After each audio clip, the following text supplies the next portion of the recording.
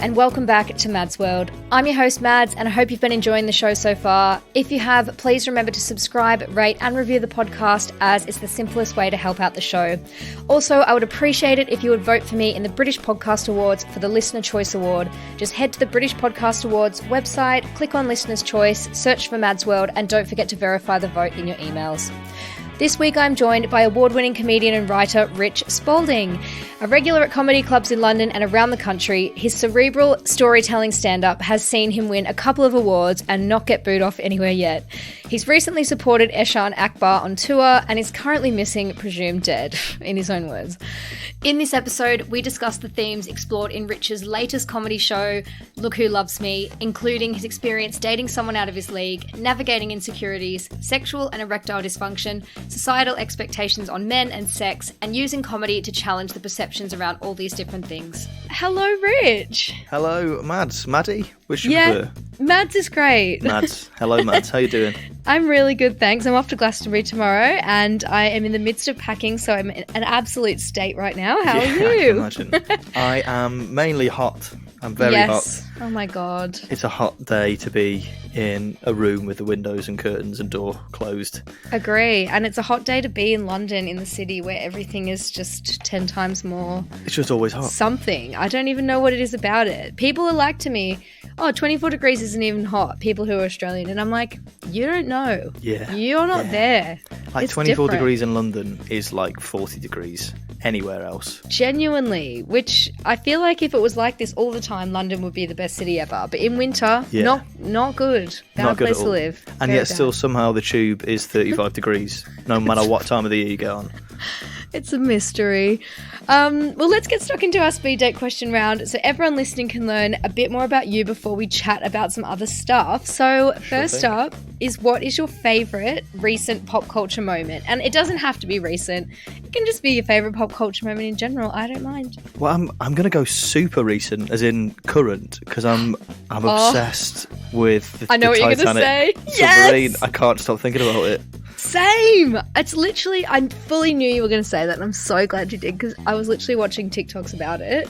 And when this goes live, when this episode's live, we will know what happened to the submarine, which is insane to me. On reflection, this could look really in really poor taste, but I mean, it's just mental. The whole story, everything that I hear about it makes it even weirder.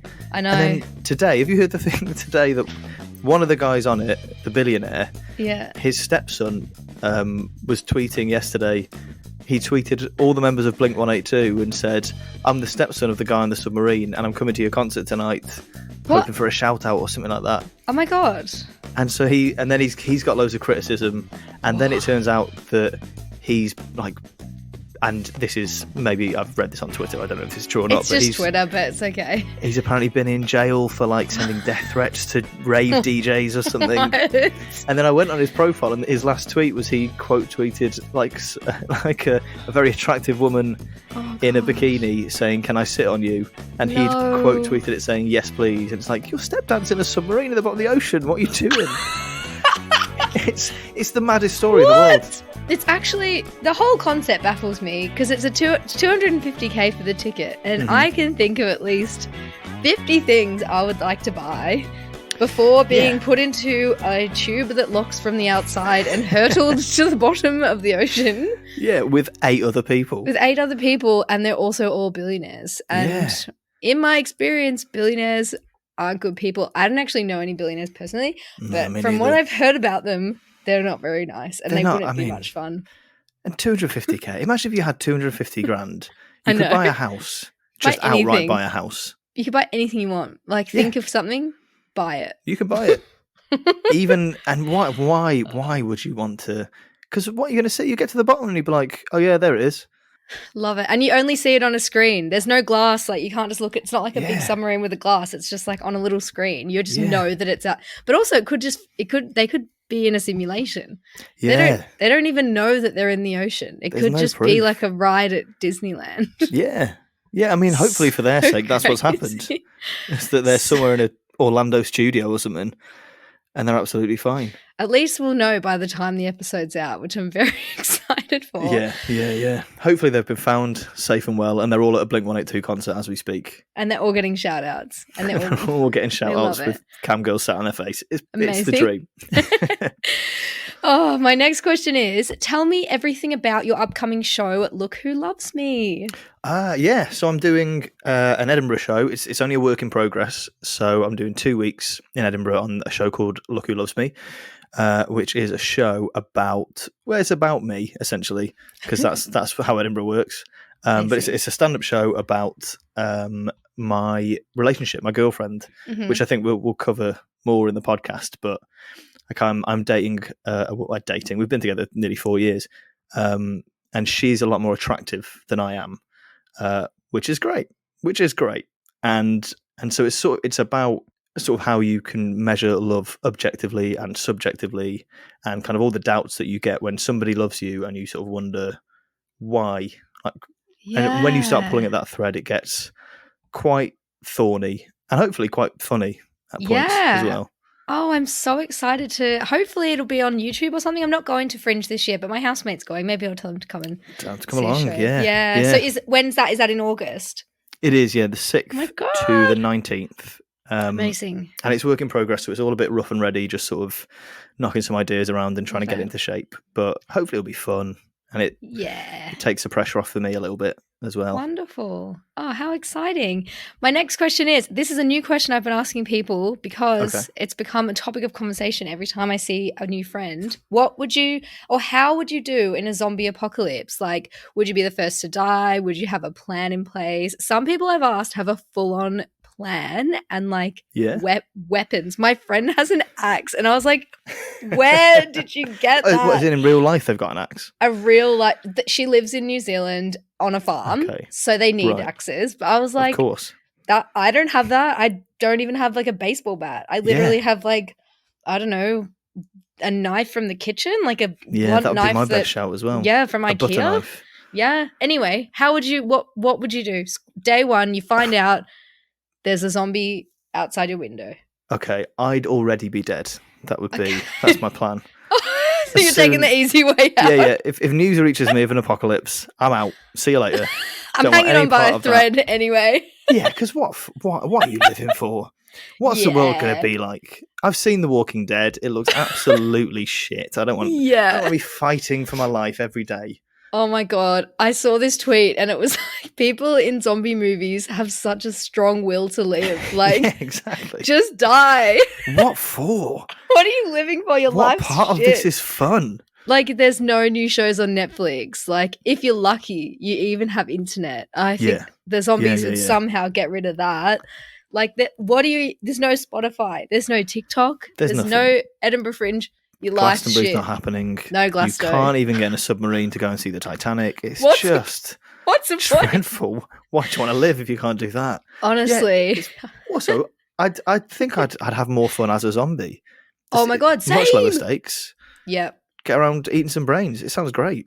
And you get to hang out with all your friends that are now zombies. Very social, the zombies, famously. So social. They just love wandering in the street. They never go home. Yeah. They don't want to go home. Exactly. Day one, zombie. That's me. I'm Love done. it. Next question. Tell me about your upcoming podcast, Our Dads Died. Yes. Well, it's actually out now. My God. It's in the wild. So it's called Our Dads Died. It's a podcast that I make with my friend Tom. He is a journalist and I'm a comedian. We've known each other 10 years, maybe more now. And in that time, we've both lost our dads, which is not ideal. But sorry. We've kind of, the way we helped each other through it was through laughing about it and talking about it in the pub and joking and stuff. And we kind of realized there wasn't really a podcast that treats sort of death and grief in that kind of way. We talk about all the difficult bits and the hard bits, but we also, our way of dealing with it was always to laugh about it. So what we do is we have, sometimes it's just the two of us, sometimes we'll have guests on. The latest episode we had was with Eshaan Akbar, the comedian, who is brilliant. He lost his mum around the same time I lost my dad. And so we talked about the differences in funerals in different cultures, and he told a very funny story about when he was lowering his mum into the grave, which doesn't sound funny, I'm aware, but it was hilarious. And then we're interviewing people like we've got a mortician from America on who tells us about what he does to a dead body after it comes in. Oh, God. It's pretty gruesome, but it's really fascinating. I'm so going to listen to this. I'm really fascinated. And I feel like I have this weird obsession with death where I think about it every day. Yeah. And not my own, but like everyone else. I think that's like some weird ADHD thing that I have. No, I think it's the right way to do it. Honestly. And I'm like, I just want people to speak about it, but I don't want to get depressed. So it's right up my street. This is perfect for you. Yeah. Oh my God. It's not depressing, but there's a lot of death in it. Well, let's end the podcast here and I'm going to go and listen. I'm joking.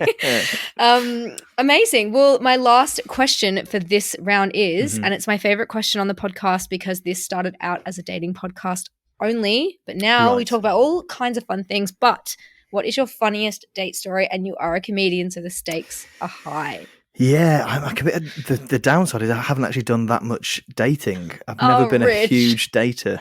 But I did when I first met my girlfriend. Our first like official date, we'd sort of been hanging out a bit, and then we went for like a proper fancy date. Yeah. And I'm not very good with sort of restaurants. I'm not much of a foodie or anything, but I booked like a fancy one. I took some recommendations. Amazing. We turned up. I was wearing a shirt. It was all fancy. Love it. Got shown to our seat, and as soon as we sat down, I heard someone behind me go, "Oh, Jess," which is my girlfriend's name. And it was her brother-in-law who was sat next to us, like on the table next to us with a big group of mates. Oh, God. And instead of doing what I would have done in that situation, which is to go and sit at the other end of the table and sort of leave us in peace, he came and sat right next to us on our first date and had quite a lot of involvement in it, which was awkward. And then midway through, Jess got a message from her brother with a picture of us in the restaurant. Oh, God. That he'd sent. And Jess hadn't told any of them about me. So she just got this message saying, "Who's this guy then?" Who's that? Yeah. You're in big trouble now, sis. Yeah. Oh, my God. So it wasn't ideal. I feel like, there's two ways you can play that. Either you join the big table and you're like, well, this is no longer a date. We are now out with friends. Or you move across the bar or the restaurant to the other side, or you leave. And we did none of the three. We just ploughed on as if he wasn't there. That's so weird. But it's quite hard to have like a sexy romantic date, particularly that early on. And you're like, oh, there's tension and we're eating some oysters. Who knows what's going to happen? And then there's your brother-in-law, Hugo. Amazing. Hello. Oh, Hugo. Yeah. Love that. So, that was awkward. Oh, amazing. Well, speaking of your current girlfriend, you mentioned earlier that your upcoming show, Look Who Loves Me, is all about dating your current girlfriend and the fact that she is out of your league. So I love that we keep referring to her as my current girlfriend. Just keep your options open. You never know. Current girlfriend. I mean, at the time of recording, it's Rich's girlfriend. So my first question is, how would you define dating someone out of your league? And do you think it's a real concept, or is it more of a subjective perception? It's interesting. I think it is a real thing. It's part of what the show is about is the difference between the objectivity. Can you ever measure sort of love objectively? And I think in our case, when it comes to sort of beauty and Western beauty standards, there are objective sort of measures, and anyone would say she is a lot more conventionally attractive than I am. And that's the thing, the conventionally attractive point is that it, like, obviously there's nuances and like people have different opinions and people have different, not even fetishes, but just turn-ons and turn-offs and things that they like. Yeah. But there are things that are conventionally attractive, and at least that's what we're conditioned to think. Yeah, exactly. And in the reality of going out with someone is that, if you're dating someone and they're interested in you, then they're not out of your league. You're by definition in the same league. That's kind of how it works. But from the outside, we do look, well, I mean, I think it is more in or it was at the start, more in my head than anyone else's. But you get sort of trained to think that there are certain levels of attractiveness that go together, and when you spot a couple that are a bit mismatched, you always wonder like, oh, what's the story there? It's true, and it's not fair, but it is like, it's just something that people, I guess, naturally do. Like, I don't know, like you sort of like just wonder in your head. How did you guys meet? We met at a Halloween party. Oh, so it's a real life one, not a dating app one. Yeah, it was a real life one. And the thing is, them. on a dating app, I would never have. I was terrible on dating apps. I was only on them very briefly. I mean, I got 0 matches. Oh. Because I always tried to be very funny in my profile, and it didn't land ever. It's just the comedian in you. You can't help yourself. You're given a prompt. Got to be funny. Yeah, exactly. But no, we met at a Halloween party in the flat we now live in. It was her and our housemate Alex were throwing a Halloween house party. I knew Alex, so I came round, met her, and spent sort of 2 hours while she was quite aggressively flirting with me, where I was like, she's very friendly, because I had no idea that she would be interested in me. Aww. And it took about 2 hours and quite a lot of beers before I went, oh, I see, yeah, maybe I should like make a move or something. Yeah. And what were you dressed up as for Halloween? Well, I really got it wrong. So she was dressed as a sexy cobweb, which is a great costume. Great costume. Really good and very sexy. And I hadn't got a costume until I was on the way to the party. And so I went to Lidl in Finsbury Park and just bought a load of stuff from the middle aisle. And so I was wearing... the middle aisle. Yeah, well, that was the only place. And so I had a glow-in-the-dark skeleton T-shirt that was a child's size. Amazing. I had glow-in-the-dark skeletons on my wrists. I had a packet of penis straws. Don't know why I brought them. I was already drunk when I got to Lidl. This is part of the issue. Yep. And then I put quite a lot of like temporary tattoos on my face of sort of spiders, skeletons, that kind of thing. So scary. And it makes it even weirder that this was like, she answered the door to me and was like, yep, him. That is so funny. I was literally going to say your costume was so bad. I feel like I'm always attracted to the guy at the party who's got like the best costume, because I'm like, wow, he's like the alpha of this party. The best costume makes you the alpha male of the party. That's an interesting way of thinking about it, because if you think of the kind of personality who would put a lot of effort into making a Halloween costume, it's not generally what you consider an alpha. No, because normally an alpha would probably just wear like budgie smugglers and think it was hilarious. Exactly. They were the guys I always wanted to be at university, with the guy from the sports team who was like, it's Halloween, so I'm just going to wear a pair of shorts and nothing else because I've got abs and a chest. It was like, yeah, fine, we know. You're hot, we get it. Yeah, fine, whatever. Baywatch again, is it? Oh, God. Moving on to a different vein, so how do you navigate any insecurities that can arise when dating someone who might be considered conventionally more attractive than you? It's interesting. I always think now I'm a relatively secure person. Mm-hmm. I don't know if I would have been able to get past it when I was younger, which sounds mad because, it's sort of the dream position, but when I was a younger man, I was much more insecure, and I think I would have found it really hard because I would have been very jealous. I'd have been worried about like exes and other people coming up to her in a bar and chatting her up, and I wish she fancied them more than me, that kind of thing. Whereas what really helps is that she is the most sort of open and honest person, and she never does anything that would make me feel insecure in any way, which I appreciate very much.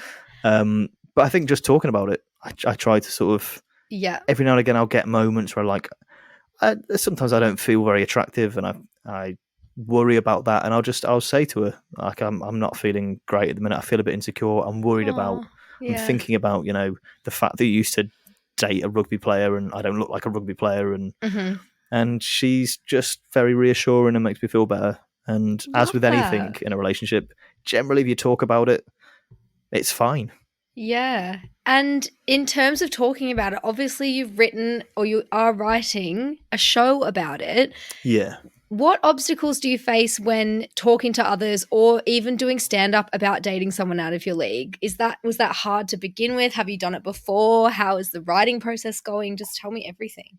One of the main obstacles is that when you do it on stage, people think you're either being self-deprecating or you're boasting, which is why I always try to sort of bring in the objective thing of like, this is just a sort of, if you look at us, that's just how it looks. Like, yeah, I'm not making any comment on myself. But I did, people come up to me afterwards and say, like, you shouldn't. I did a preview of the show, and it was in Brighton, and 5 people came, and it was a horrible. Wow, hour. Sounds great. It's quite a personal show. Yeah. And a room of 5 strangers where I'm talking to them for a full hour about myself and my insecurities. At the end, one of the guys came up to me and was like, "Oh, you don't really think all that stuff about yourself, do you?" Oh, bless him. That's so nice. It was really sweet. But I was also like, they are jokes. You were supposed to laugh at them, not feel sorry for me afterwards. Oh, God.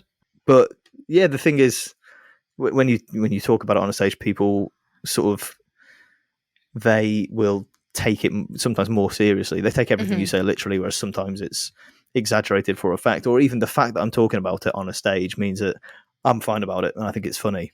Yeah, 100%. So people do worry, and then people think I'm boasting, and you sort of, I got one guy after a show who came up and demanded to see a picture of my girlfriend. What? And I was like, this is weird.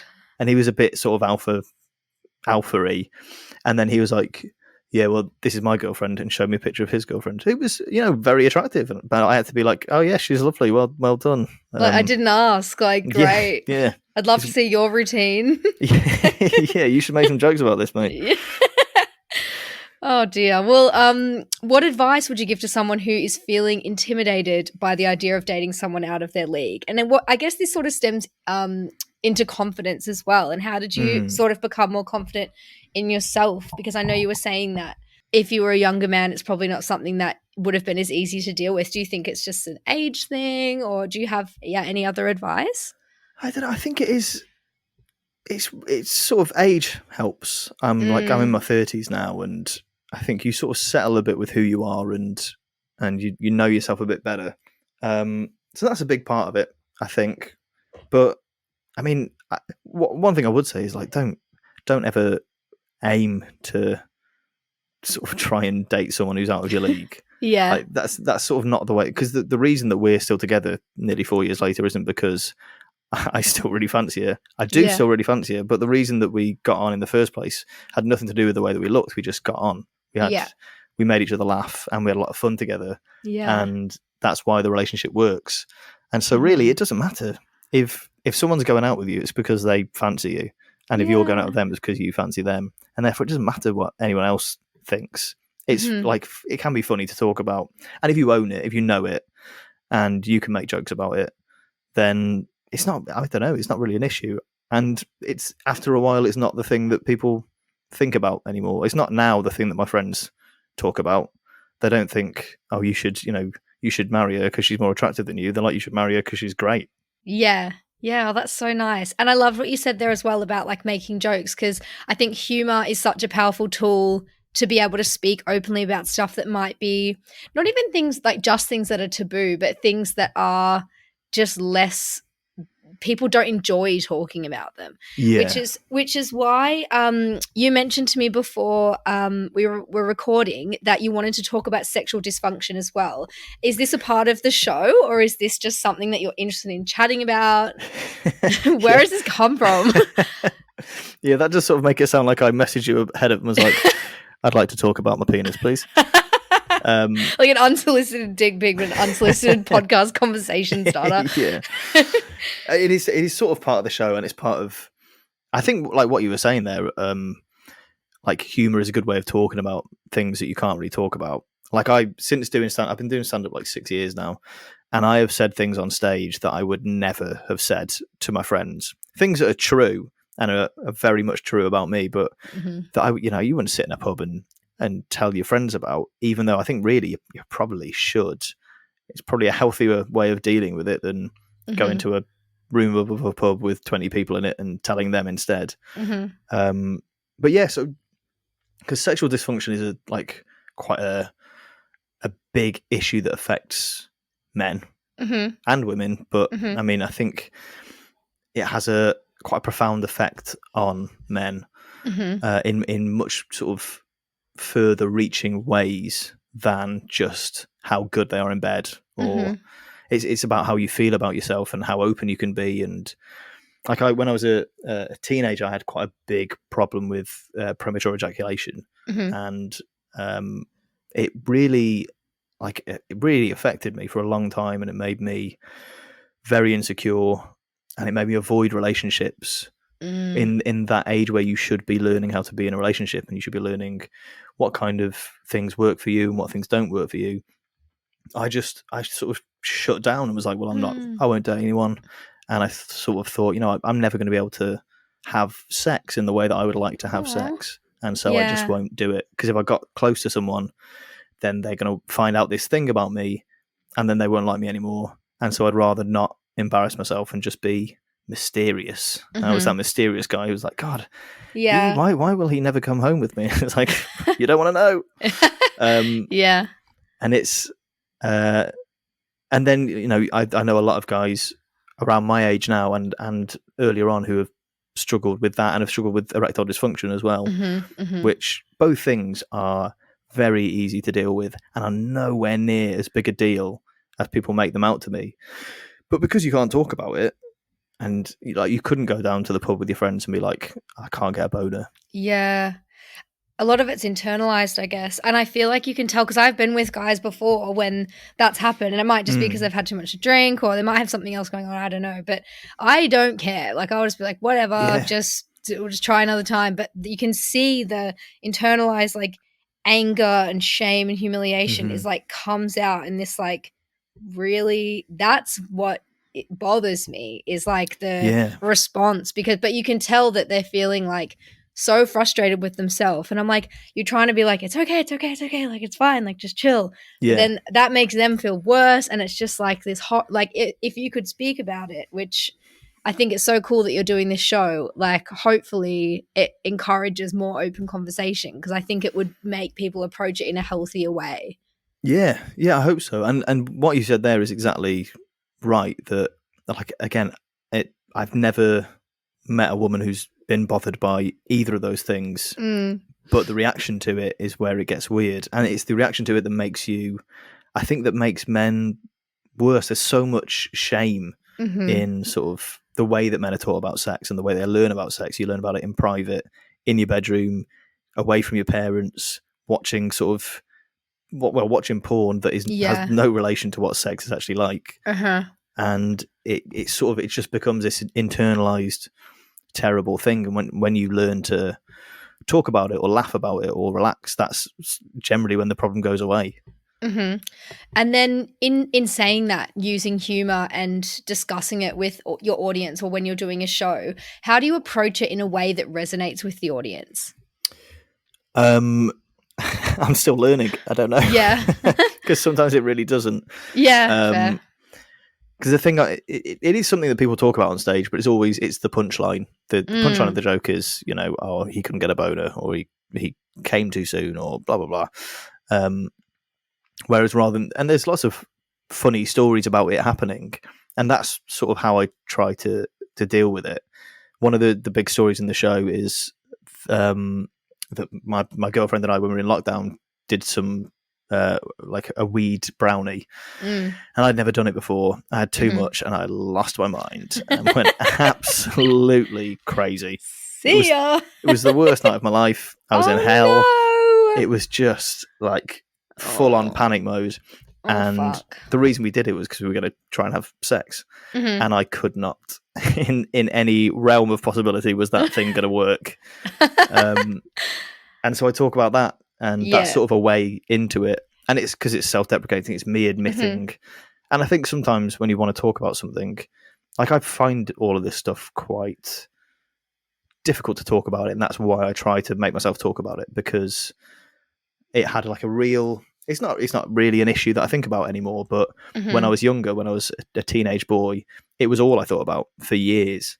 Yeah. And I'm sorry, that sounds so tough. It's just such a key time in your development as well, and a time when you feel so conscious of how people look at you and how you're perceived, and because your body's changing and you're growing, and your friends are changing and your life's changing. Like, it's just such an intense time in your life to be going through something that's like, that is such a source of shame. for so many people. It just sucks. And if you had if I'd had just one person that I could hear going like, that used to happen to me, not an issue anymore. Yeah. I relaxed, I got over it, it was all fine. Or hearing someone like you being like, I've been with guys that happens to, not an issue, doesn't matter, just, I think the problem is that men growing up we learn to think about sex in purely sort of quantitative terms rather than qualitative terms. So you think like, how big is it? How long does it last? How many times have you done it? How many people have you slept with? Yeah, it's true. It's all numbers, and that's not how anyone really has sex or evaluates sex. Nobody's there with a stopwatch and a measuring tape. It's just, is it nice? Do you enjoy it?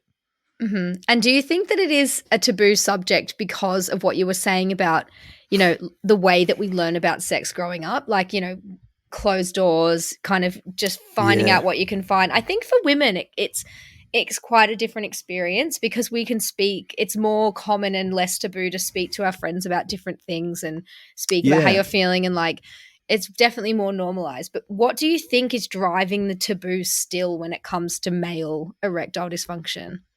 I think it is exactly that. I think it's the taboo, the fact that I think, and like I might be completely wrong in this, but I think particularly in the last few years there's a movement where sort of masturbation and sex is quite empowering for women, as it should be. And I don't think it is for men. I think it's still something that is sort of shameful. That like men masturbating is a thing, and it's more accepted that men do it. And there are still people who are like, oh, women don't masturbate, blah blah blah, whatever. But I think like everyone accepts that men do it, but it's like it was a dirty thing. It's like and this idea that sex is a thing that men want and women sort of give up because they're like, oh god, fine, if I let him have sex. Whereas it's a thing that both sexes enjoy doing with each other and their own sex and all sorts of stuff. Like it's fine, but there's a real shame, and it's an admission of weakness. It's the other thing with men.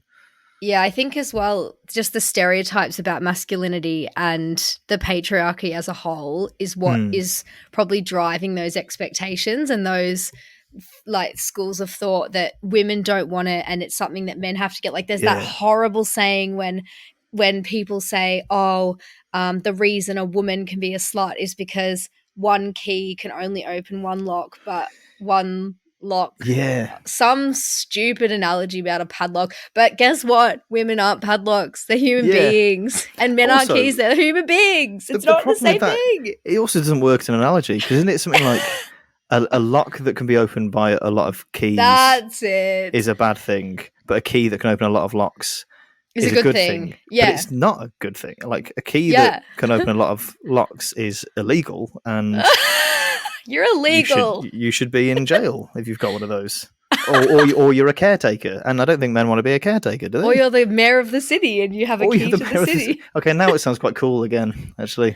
I know. It sounds like you could break into amusement parks and go on all the rides, but like how would you know how to function them? Guess exactly. what? You'd need a different key to get them started. No, this key can go in the rides too.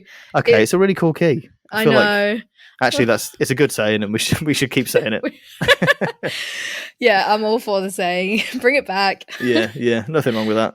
But yeah, it is. I remember meeting a guy in a pub years ago in London with a friend of mine, and we were having a drink, and I think I was like 25, she was like 25, and he was sort of early 20s, 21 maybe. And we were just talking, and he was saying that he's been on like a bit of a shagging spree recently. We were like, okay, cool, like good for you. And he was like, but I think that men should be able to sleep with a lot of women, but I wouldn't want to sleep with a woman who slept with a lot of men. And it's I hate everyone. Where are you finding these women who are like, so you want a woman to sleep with just you once, and then that's it, and then she never has sex again, but you have sex with someone different every day. The maths doesn't work. The idea that a man can do that with every woman and that's fine. Where is he finding the women? Like someone has to be sleeping with the men. Like I don't get it. You can't. If it's a case of they're like decommissioned after they've slept with you, then they're out of service now, or they're sleeping with other men. But these men are probably definitely homophobes as well. So that's not even in the realm of possibility for them. Yeah. Oh dear. I did have another question I was going to ask you. So how do you think that using humor can help people cope with the challenges that sexual dysfunction presents in a relationship? I think it's sort of exactly what you said. The key thing is the reaction to it. And if you can own something and you can laugh about it, particularly in a relationship, if there's, sex is always a little bit awkward, particularly at the start. It's sort of nerve-wracking. It feels scary.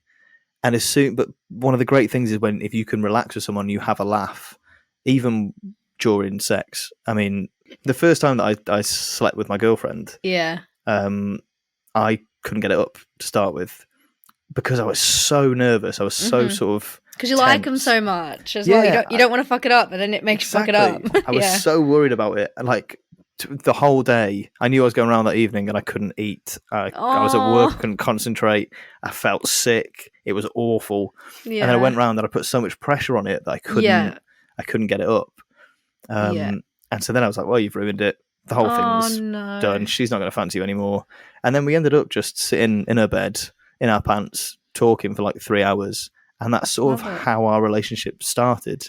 If I hadn't got erectile dysfunction that day, we might not have hit it off in the same way. But because I was old enough and sort of a little bit more secure in myself to go, this actually isn't that big a deal. Yeah. I can just keep a cool head, laugh about it. We laughed about it. We had a conversation. 3 hours later, off we go. Not a problem. All good. And then we're fine. It's such a nice story. And you know what? It goes to show as well how it's such a mental thing for guys as well.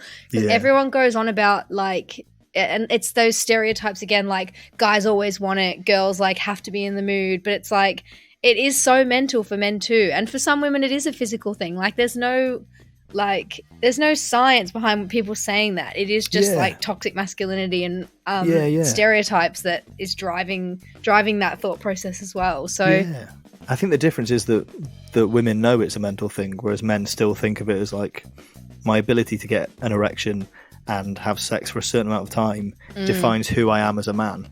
It's no, some days you might be tired. Some days you've had a big dinner. Yeah. It's not a problem.